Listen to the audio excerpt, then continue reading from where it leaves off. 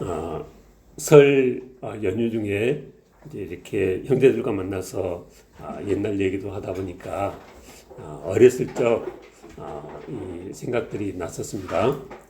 아는 것처럼 우리는 그 약국을 했는데 그 형제들끼리 어렸을 적에 아주 그 늘 하던 놀이가 뭐냐면 그 약방 안에 요즘은 약국 안에 그 가족들이 나와가지고 그렇게 있는 구조가 아니잖아요. 다 먼 데서 와서 출근하는데 근데 이제 그 시골이기도 해서 그렇겠지만은 이제 가족들이 다 그 문 하나 열면 이제 사는 공간이죠. 그래서 우리들이 그 약국 안에서 많이 놀았는데 뭐하고 노느냐?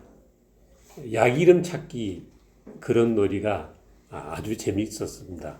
예, 그러면 약장에 약이 많잖아요.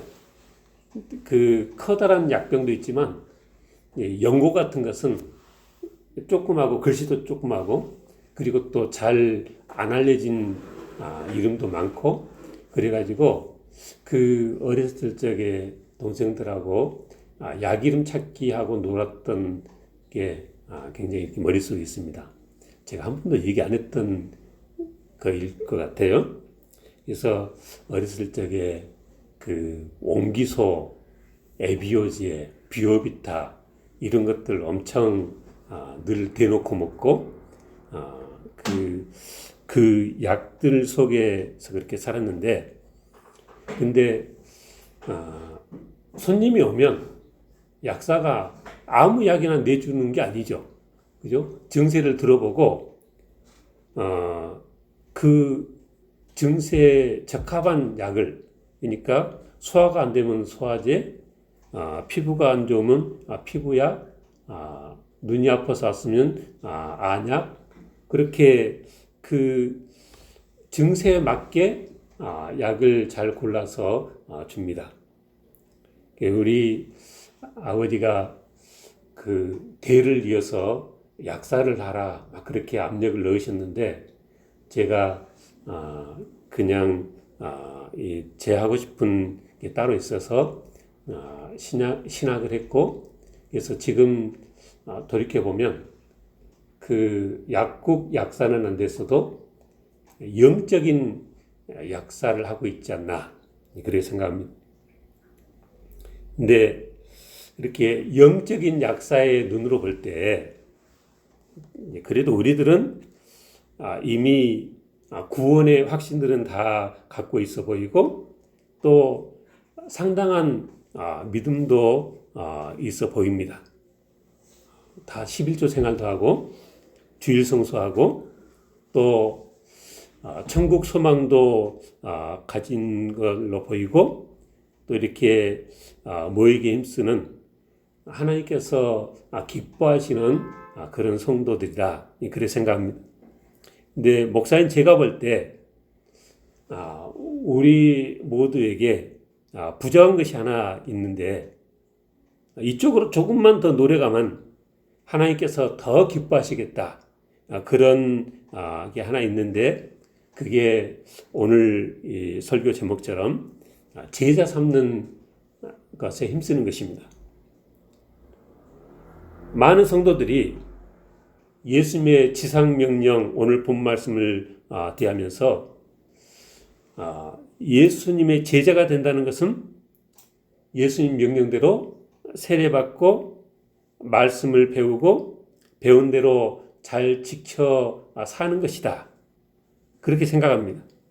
그래서 때가 되면 세례를 받고 열심히 말씀 배우고 또 우리 성품과 생활이 그리스도의 이르기까지 애를 쓰는 그런 신앙생활을 합니다. 그래서 많은 교회들이 제자 훈련을 하고 또 어떤 교회는 아예 교회 이름을 제자교회라 이렇게 교회 이름을 짓기도 합니다. 근데 많은 성도들이 내가 주님의 제자가 되는 것에만 집중되어 있고 주님께서 명령하신 걸 잘 보면 또 다른 누군가를 제자 삼으라 하셨는데 다른 누군가를 제자 삼는 것에 대해서는 별로 생각이 없어 보입니다. 그러니까 그렇게 신앙생활하는 것은 우리가 주님의 명령에 반쪽만 지키는 거죠. 말씀을 배우고 믿음이 자라고 성품과 생활이 그리스도에까지 이르도록 힘쓴 것과 동시에 우리가 힘써야 할 것이 가서 제자를 삼는 것입니다. 우리가 잘 아는 탕자비유에 보면 탕자가 집을 나갔습니다. 그래서 아버지는 날마다 안절부절입니다. 근데 거기 보면 큰아들이 그런 아버지 심정과는 전혀 상관없이 그냥 평소 하던 대로 집안일에만 열심입니다. 그러니까 성실하게는 삽니다. 그런데 그 큰아들의 모습은 아버지의 마음을 헤아리지 못한 그 불충한 아들이라 그렇게 생각합니다. 물론 내 완악한 성품을 말씀으로 다스려서 그리스도의 장성한 분량에까지 이르도록 하는 것 중요합니다. 그러나 나만 가꾸고 또 다른 그리스도인을 낳지 않으면 한 세기도 지나지 않아서 세상의 모든 교회가 문을 닫을 것입니다.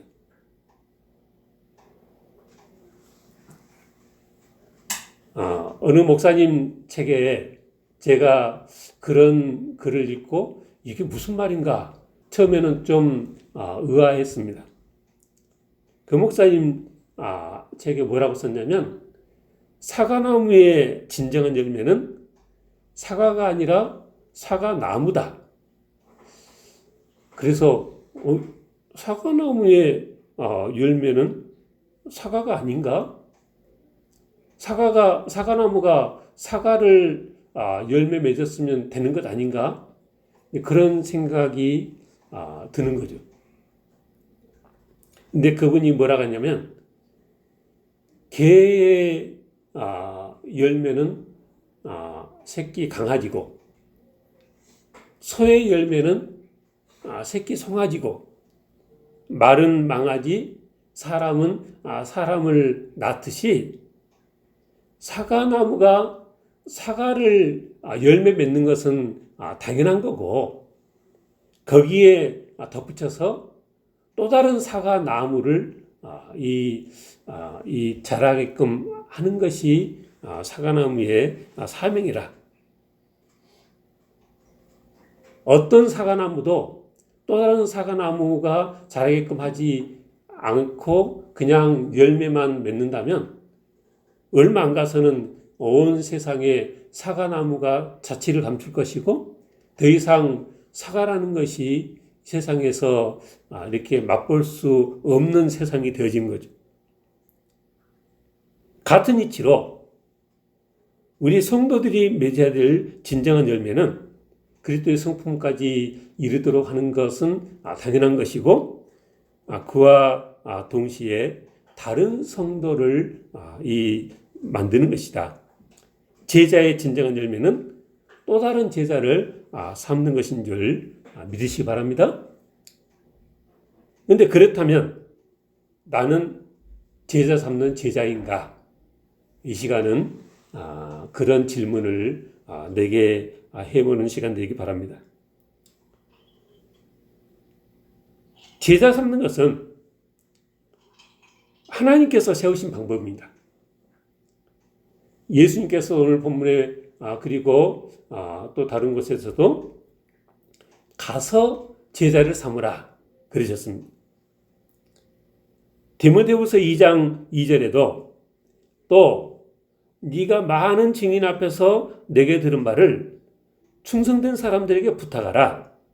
그들이 또 다른 사람을 가르칠 수 있으리라 그랬습니다. 그러니까 먼저 주님의 제자된 우리들에게 사명이 있는데 그게 뭐예요? 가서 제자 삼는 것이라는 것입니다. 이미 오래전에 그 어느 목사님 쓴 책을 본 적이 있는데 저기 콜롬비아 보고타라는 곳에 큰 목회를 하고 있는 카스텔라노스라는 목사님이신데 이분이 어떻게 하면 교회를 부흥시킬 수 있을까 해가지고 여기 조영규 목사님 살아계실 때 한국에도 오셔가지고 순복음교회에서 이렇게 세미나도 듣고 가고 그랬답니다. 그래가지고 순복음교회를 보니까 구역제도라는 게 이게 이 포인트인 것 같다. 그래가지고 가서 구역제도 해보고 그랬는데 그게 이제 생각만큼 효과가 없었는데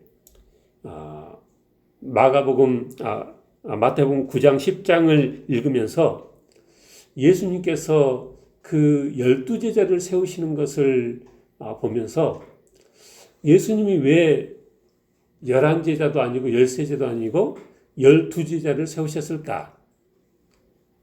구약 이스라엘 보면은 12지파고 그래서 이 12라는 숫자에 하나님의 지혜가 있으시겠다. 그래가지고 그 성도들과 함께 주님처럼 12제자 삼기 운동을 교회가 벌였고 그래서 그 섬기는 MCI 교회가 놀랍게 부흥했다. 이제 그런 이 글을 본 적이 있습니다. 근데 이제 한 번쯤 봤을 표인데 한 사람이 한 영혼씩 전도하자. 1인 1제자 삼기. 뭐 이런 표어들을 걸고 교회들이 많이 전도를 힘씁니다. 한 사람이 1년에 한 사람씩 제자를 삼자는 거죠. 근데 실은요, 그래갖고 언제 교회가 부흥할까 싶지만 한 사람이 1년에 꼬박꼬박 한 사람씩 전도를 하는 교회는 몇 년 되지 않아서 엄청난 규모로 이 교회가 성장하게 됩니다. 좀 다른 얘기지만 원리가 그런 것입니다. 옛날에 그 체스 게임이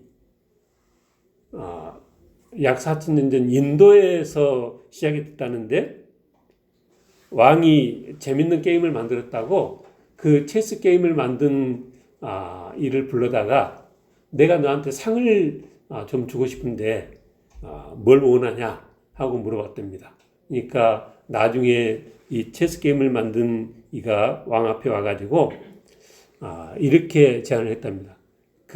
저는 체스 게임 같은 것을 안 해봐서 모르는데 그게 8칸 88에 64 64칸인 거죠.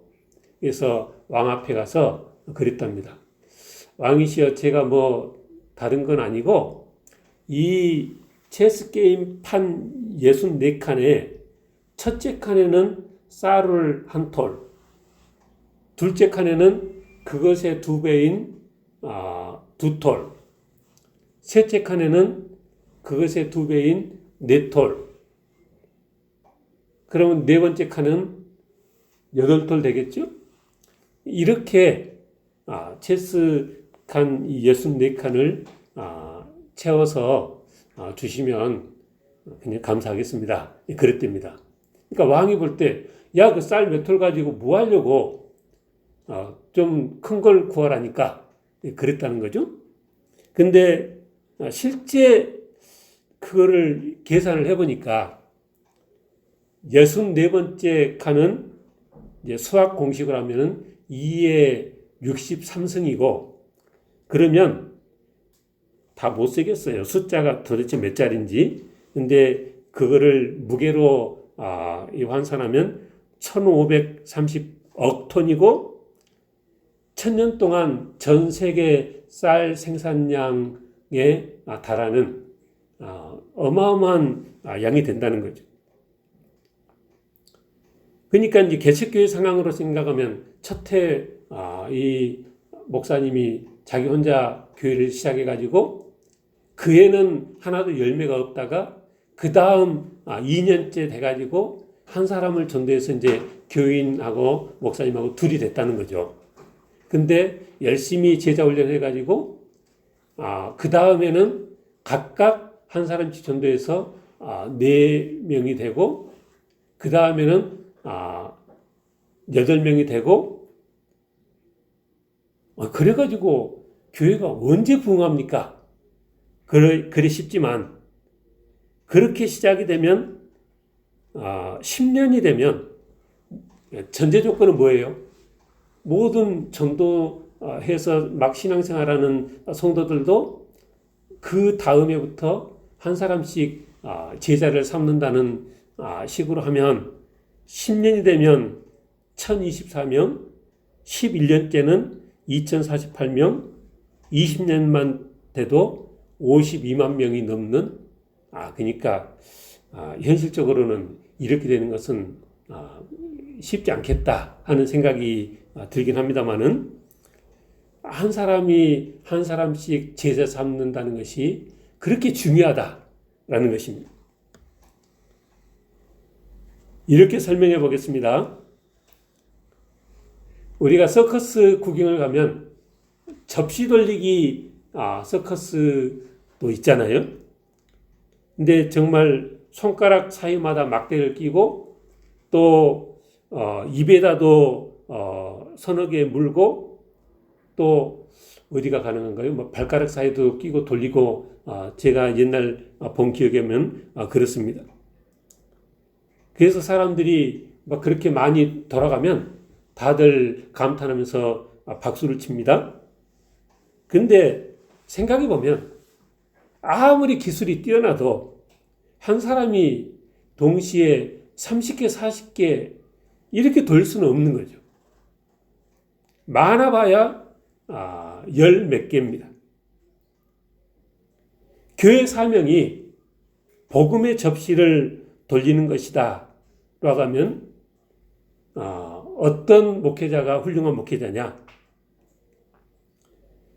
성도들은 자리에 가만히 앉혀놓고 주일마다 한 주간 잘 지내셨습니까? 제가 한 주간 동안 열심히 연습해가지고 오늘은 하나 더 해가지고 8개를 돌려 보이겠습니다. 성도들이 다 지켜보는데 정말 한 개 더 해가지고 8개가 돌아가는 거예요. 그러면 성도들이 박수 치면서 우리 목사님 정말 대단하시다. 나가서 그렇게 자랑하고 근데 그래 갖고는 한계가 있다는 거죠. 더 많은 접시를 복음의 접시를 돌리는 교회, 그러니까 더 많은 사람을 그리스도 제자 삼고 더 많은 사람에게 세례를 베풀고 더 많은 사람들에게 하나님의 말씀을 가르쳐서 그리스도의 제자가 되게 하는 것이 하나님께서 기뻐하시는 교회라면 목사님 혼자서 그걸 하는 게 아니라 성도들이 그렇게 할 수 있도록 훈련을 거듭시키는 목회자가 더 훌륭한 목회자라.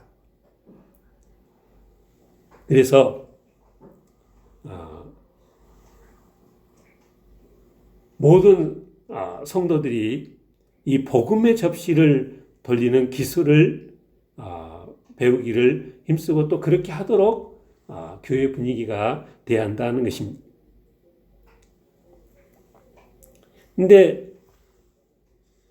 성도들에게 이 복음의 접시를 돌리게끔 가르치는 것은 실은 수고롭습니다. 왜냐하면 자꾸 깨뜨리고 잘 안 되고 그걸 가르치느라고 이 수고가 따르는 거죠. 그러니까 제자 삼는 것이 그냥 되는 게 아니라 눈물과 기도와 수고와 헌신이 있어야 된다는 것입니다. 주님께서는 나를 따르거든 자기를 부인하고 자기 십자가를 지고 나를 따르라 하셨고요. 또 한 알의 밀이 땅에 떨어져 죽지 않으면 한 알 그대로 있고 죽으면 많은 열매를 맺는다 그러셨습니다. 수고와 희생과 헌신이 전제된다는 것입니다. 우리나라 출산율이 세계에서 제일 낮아서 머지않은 장래에 인구가 많이 감소될 것을 걱정하고 있습니다. 그렇듯이 영적으로 낮은 출산율과 줄어드는 교인 수로 인해서 현대 교회들도 많은 염려들을 합니다. 성도들이 좀처럼 제자 삼는 일을 할 생각이 없습니다. 제자 삼는 것에 대해서 공부는 많이 합니다. 얘기들은 많이 합니다. 근데 실제 누군가를 제자 삼는 것, 우리 주님께서 갈릴리 어부 출신인 바다 냄새 나던 베드로, 야고보, 요한을 제자 삼듯이 그렇게 구체적으로 내 주위 누군가를 제자 삼는 일은 많이들 꺼려합니다. 그 이유가 무엇입니까? 그 이유는 요즘 많은 젊은 여성들이 아이를 낳지 않으려는 이유와 대동소이합니다. 많은 여성들이 아이를 낳아 키우는 것을 보고합니다. 많은 시간과 노력과 돈이 드는 일이고 직장 생활하던 여성 경우는 직장 생활이라는 자신의 커리어를 포기해야 되는 일이기 때문에 내가 가지고 있는 누리고 있는 것들을 희생하는 것이기 때문에 그거를 많이 주저합니다. 마찬가지로 성도들이 영적인 자녀를 품지 않으려 하는 것도 여러 희생과 번거로움 때문입니다. 전혀 믿음이 없는 사람에게 가서 그들에게 복음을 전하고 관심과 사랑을 베풀고 하는 것이 번거롭습니다. 주일날 나 혼자 휙 교회에 오면 되는데 누군가 이 전도를 하고 그러면 주중에도 가고 주일날 아침 일찍부터 전화하고 또 직접 가서 데려오고 해야 되니 얼마나 일이 많습니까? 갓난아이 몇을 챙겨야 하는 아이 엄마가 움직일 때마다 힘든 그 일을 제자를 삼으면 해야 하는 것입니다. 요즘은 공부 많이 하고 그래서 월급 많이 받고 직장 생활하는 여자들 중에 물론 다 그런 것은 아니겠지만 아이 갖는 것도 싫고 남자와 엮여서 가정을 꾸리는 것도 싫고 그냥 나 혼자서 마음 편히 사는 것이 좋다. 이런 이들이 많습니다. 근데 제 생각에는 그런 것은 일종의 직무유기입니다. 하나님께서는 여성의 몸의 모든 기능들이 아이를 낳아 기르는데 적합하도록 만드셨습니다. 거기에다가 타고난 모성애까지 주셨습니다. 그럼에도 불구하고 아이 낳아 기르는 것은 따분하고 짐 빠지는 일에 회피하면 첫째는 창조주 하나님 앞에 직무유기고 둘째는 그 인생 노년이 쓸쓸한 것입니다. 우리 신앙생활도 마찬가지입니다. 신앙생활 연수는 오래됐는데 그래서 이제는 영적인 자녀를 낳아서 키워야 되는 연수가 됐는데도 여전히 나홀로 신앙으로 누구 간섭 안 받고 아무 부담 없이 그냥 즐기기만 하는 신앙생활을 원한다면 그건 하나님 앞에 직무유기고 또 영적인 자녀를 키우는 과정에서 맛보는 기쁨을 맛보지 못하는 뭔가 알맹이가 빠진 신앙생활이 되는 것입니다. 언젠가 어느 목사님께서 설교 중에 그런 말씀하셨는데 비유를 하자면 오늘날 교회는 산부인과 의사만 잔뜩 있고 실제 산모는 찾아보기 힘들다. 무슨 얘기예요? 아이를 낳는 과정에 대해서는 산부인과 의사가 전문가니까 잘 알겠죠. 그런데 실제 아이를 낳는 것은 산부인과 의사가 아니라 산모라는 것입니다. 아무리 많은 것을 안다 해도 자기 뱃속에 생명을 잉태하지 않은 사람은 아이를 낳을 수가 없는 법입니다. 근데 그렇게 생명을 잉태하면 그래서 자녀를 두면 수고롭기만 한 것이 아니라 큰 보람과 기쁨이 있다. 아이를 낳아본 엄마들은 다 아는 얘기입니다. 옛날에 봤던 홀랜드 오퍼스라는 영화가 있는데, 그러니까 홀랜드의 자녀들, 그런 뜻입니다. 한 음악 선생님, 초등학교 음악 선생님 이야기인데, 이분이 원래는 작곡가가 꿈인데 어찌어찌 결혼하고 생활을 해야 되는 상황이어서 일단은 내가 잠시 초등학교 교사를 해야 되겠다 하고 초등학교 교사 생활을 시작했는데, 그게 중간에 그만두지 못하고 쭉 하다 보니까 이제 나이 들어서 정년퇴임까지 하게 된 거죠.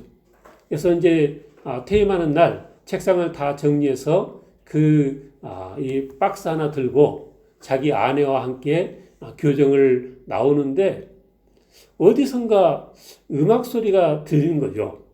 그래서 안 그래도 음악 선생님이시니까 그쪽에 관심이 많은 거죠. 그래서 나오던 길을 돌려서 그 음악 소리가 나는 곳을 찾아보니까 강당에서 소리가 나는 거예요. 그래서 여기서 이 시간에 반가운 시간인데 이게 무슨 소리야? 하고 문을 딱 여니까 그 안에 그 강당에 교사들과 학생들이 가득 차가지고 그곳에서 그렇게 음악 연주를 하고 있었던 거죠. 그게 이제 원래는 이 홀랜드라는 선생님은 우연히 듣고 그곳에 왔지만, 그들은 그 선생님이 분명히 이 음악 소리를 따라서 올 것이다 생각하고 그곳에서 오랫동안 준비한 그 합주를 그곳에서 이제 그 선생님과 함께 할 목적으로 이렇게 모였던 것이고, 그 가르칠 때 이 악기를 가르치는데 많이 애먹였던 여학생이 그 시의 시장이 됐었는데, 그 학생이 선생님께 이 지휘봉을 드리면서 선생님이 작곡한 곡을 우리가 이렇게 합주를 준비했다. 이제 선생님이 지휘하시면 이렇게 아름다운 합주를 한번 하십시다. 해가지고 그 홀랜드라는 선생님이 굉장히 감동하는 장면이 연출되는 것을 기억합니다. 나는 작곡가가 되고 싶었는데 이렇게 꿈을 이루지 못하고 그냥 내 인생을 허비했다. 그렇게 생각했는데 허비한 것이 아니었구나라고 깨달았다는 거죠. 전 남자에서 다는 모르지만 이게 내 몸속에 생명이 시작되면 그때부터 이 임신부들은 낳을 때까지 모든 생명이 그 생명에 맞춰져서 먹는 것도 아이를 생각하면서 먹어주고, 자는 것도 아이를 위해서 자고, 잘 느껴지지 않는 손짓 발짓까지도 놓치지를 않습니다. 한 달, 두 달 그 아이가 자라남에 따라서 몸도 이전 같지 않습니다. 배는 남산만해지고 얼굴도 붓고 그렇지만은 그런다고 힘들어하고 불평하는 엄마는 없다는 거죠. 오히려 그 반대로 늘 밝고 조금만 있으면 태어날 새 생명을 기대하면서 소망에 차 있습니다. 왜요? 힘은 들지만 그 새 생명이 주는 기쁨이 있기 때문입니다. 주위 사람들이 보기에는 부정적으로만 보일 수 있습니다. 그 아이로 인해서 생활이 많이 달라졌습니다. 잘 다니던 직장도 쉬어야 되고, 먹는 것도 힘들고, 소화도 안 되고, 몸은 붓고, 더군다나 다시는 처녀 시절 몸매로 돌아갈 수 없을 것 같이 보이는 기괴한 몸매가 되어지고, 몸이 약해서 유산기가 있다고 가만히 누워있으라고 해서 몇 달째 꼼짝 못하고 누워있고, 어떻게 그렇게 자라느냐. 이거는 아주 오래전 얘기긴 하지만 우리 집 얘기입니다. 근데 이 모든 것을 덮을 수 있는 말로 형언할 수 없는 기쁨이 그 안에 있다는 것입니다. 영적인 자녀를 두게 되면 또 한편으로는 우리 믿음도 강해집니다. 여자는 약하지만 엄마는 강하다. 우리가 영적인 자녀를 기르게 되면 우리의 신앙도 더욱더 굳센 신앙이 되어진다는 것입니다. 혹자는 제자 삼는 것은 믿음이 훌륭하신 분들에게 해당되는 일 아닌가. 근데 성경에 보니까 아직도 의심하는 제자들에게 주님께서 이 명령을 하셨습니다. 근데 우리는 적어도 주님께서 하나님의 아들이시고 이제 부활하신 대로 승천하신 대로 재림하실 것을 의심치는 않지 않습니까? 주님께서 그 제자들에게 믿음 없는 것과 마음이 완한 것을 꾸짖으면서도 그들에게 너희는 원천에 다니며 만민에게 복음을 전파하라. 그렇게 명령하셨던 것을 우리가 기억합니다.